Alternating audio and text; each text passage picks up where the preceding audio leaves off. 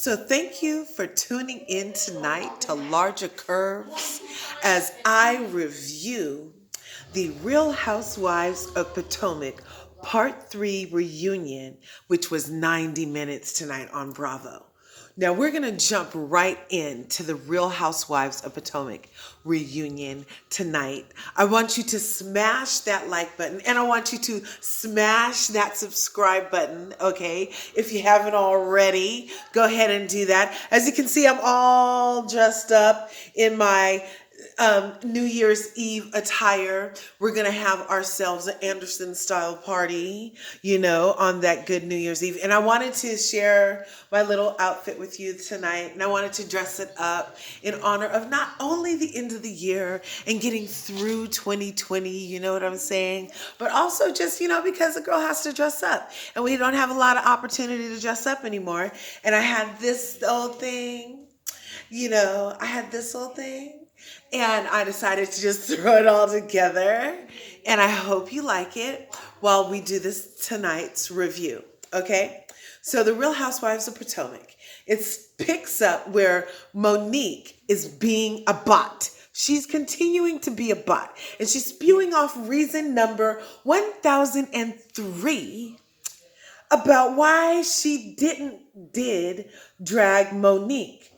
She cried talking about her therapist and her dad's finger in her face was a trigger when Monique's finger wasn't in her face, but it was in her face, but it wasn't in her face. That wasn't really the reason, because later on she said, anyway, I'm getting ahead of myself. You're getting ahead of yourself, Larja. Okay, so we'll just call it the trigger finger, right? Instead of the trigger finger, it's the trigger finger. Anyway, she might need rehab though, I think, allegedly, because I think she might be addicted to gaslighting. That's what I think is up with Monique. I think she might be addicted to gaslighting. I said it. Because I don't see how she could be on reason 1000. I have it written, 1003. I have it written. She's on reason 1003 about why she didn't drag Monique, even though later on we're going to get into the song lyrics and everything. Anyway, okay, by the way. Okay, so to say we went through all of that to the reason 1003 about why she didn't drag Monique. And she cried talking about her therapist and the trigger finger. And I was saying that she might need rehab because she's addicted to gaslight. And then she finally, on cued fake tears. I don't want to cry. No, girl. Candice has crying covered. You can't cry and pretend to be all non-apologetic too. You know what I'm saying? Whatever. Anyway, she's a form of sorry, but mostly for herself. And she hopes Candice can move forward. And Candice, she let her finish what she said, but they did cut away to Candice returning to the set, finally, after being calmed down by Chris. And I have it right here in my notes. By the way, Chris Bassett is definitely the calm to Candice's storm. It was heartwarming to see their love language. And that's on like just a softer relationship note about the kind of things that we get to see on the Real Housewives of Potomac. Anyway, Candice let her finish. And she said, even though, she felt like what she was saying was lies. And then she went on to say, for me, it's the lies on top of lies on top of lies. And your leaked stories, and you can kind of like, the apology doesn't mean much after over 365 days. Hello. Even Portia was glad that she knew how many days was in a year later on that good chat room. Anyway, let's see. They touched on the legal stuff just enough to let us know that each suit canceled each other, and Monique did it even though she realized that Candice didn't necessarily assault her. She did it under the guise of her crazy lawyer, and it wasn't necessarily the best legal advice. Allegedly, all this stuff, this is all for entertainment purposes. My translation of what I saw this evening and what I've heard in the headlines on, other stuff. Anyway, so Where were we? And so she was like, it's the constant leaks. It's the constant lies for me, Monique. That's what it is, Monique, said Candice, with your 365-day later apology, non-apology. So then they did the Candice package and the highlights of being look, I even have it. It's the highlights of being backstabbed Grand Dam style. You know what I'm saying? Yeah, because Karen got something for you. And as it turns out, with all the eye rolling that Karen did and looking down her nose, which she already mentioned she loves this version of, Karen, you know, to me, you're looking biased, more than biased. But to you, you're explaining it all away. And, you know, Karen's not a doctor to have diagnosed the obvious mental problems that Monique has when she made whatever statement that was that said something about Monique's mental stability. And Karen recognized, you know, she's like, I'm not a doctor. I shouldn't have said, I misspoke when I said that Monique has mental problems. And Karen is a grand dame, good at backpedaling. Grand dame, good at backpedaling. Grand dame, good at backpedaling. That's what Karen is, okay? Candice paints a picture. That's my next note. Andy asked her about the fight, and Candice painted us a picture of the violent attack from her perspective. And Karen remained loyal to Karen.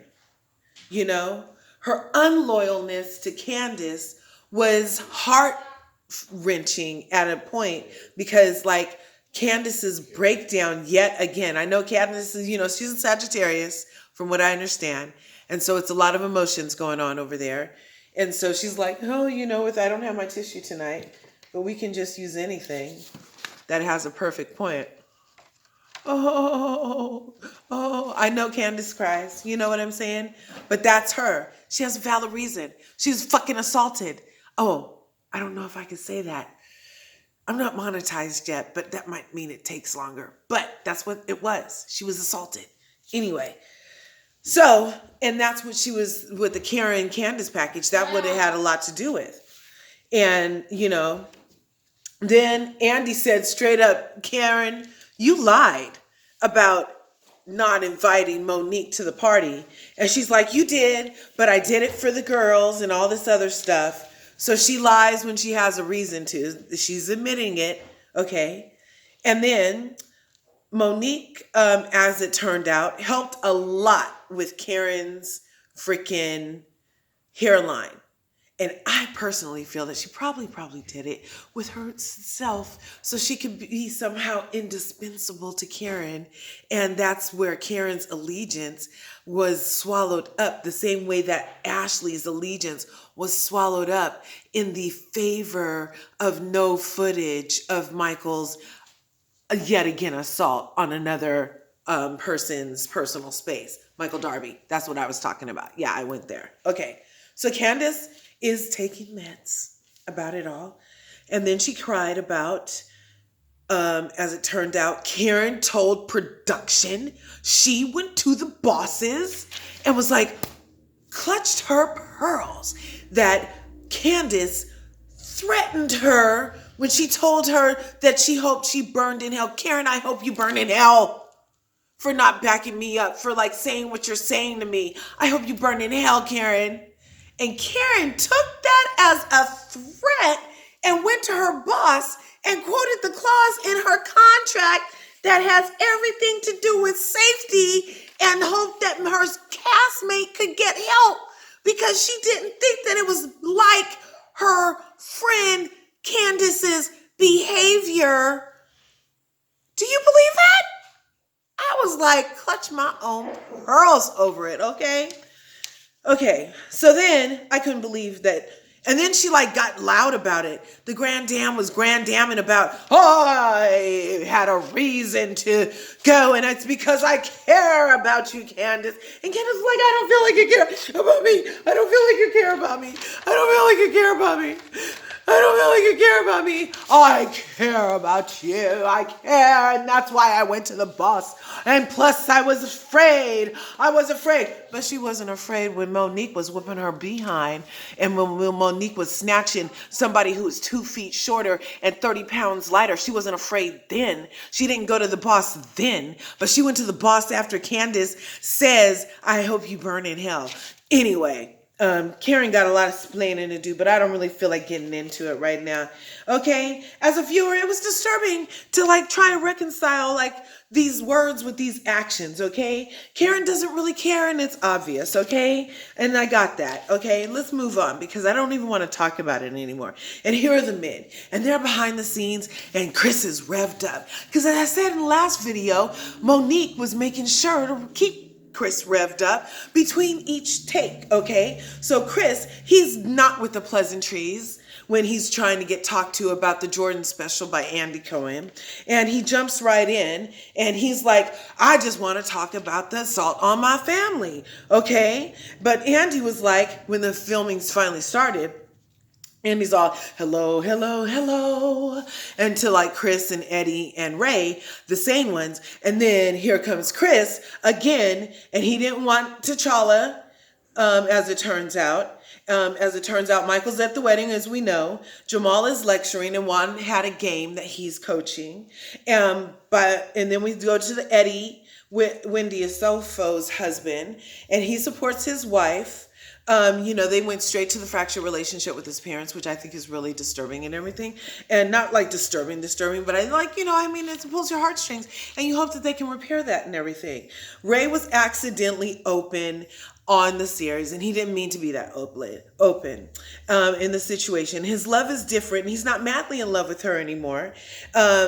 And that perhaps Riri's comments towards Karen, the grand dame, has Karen's head swole. Ray laughed at having to give her the money back. He was like, as many credit cards over the years and as many everything as I paid for you, girl. He's like, I had the pleasure of laughing at that, Andy. And then Chris, it goes to, and it says, he loves their new home and he loves christening the rooms in the new home. And then they cut to how Chris Samuels, the other Chris I was talking about was obviously Chris Bassett. Candice's husband is the one who I just said likes christening the new bedrooms in their new house that the mother doesn't live in, that she has nothing to do with, okay? And then they go to how Chris Samuels was dirty tricks by dirty women and flash to Chris threatening the ladies on the IG Live and everything. And then we get to see for the second time in history, none other than Gizelle Bryant's security. It was so funny. She was like, why is that big fool up? Why is he up? Well, she's like, look, I got you for a reason. And because Chris was getting up because he was like a pit bull, not letting go of all that stuff. Even though Gizelle proved, and they shot back in the footage, Giselle's proved the entire baby thing had been brought up by none other than Chris Samuels when he was trying to be a smart butt. And it was 3 seasons ago. And Chris Samuels, when Gizelle walked in her house in one of her jogging outfits, she walks into Samuel's house and Chris leans up against the thing talking about, oh, you ain't met this baby yet, huh? His name is Chase. He looked just like me, don't he, Gizelle? And Gizelle was like, yeah, why wouldn't he? But then in the cutaway, in the next scene, she went and met Robin and she was like, he brought up the baby.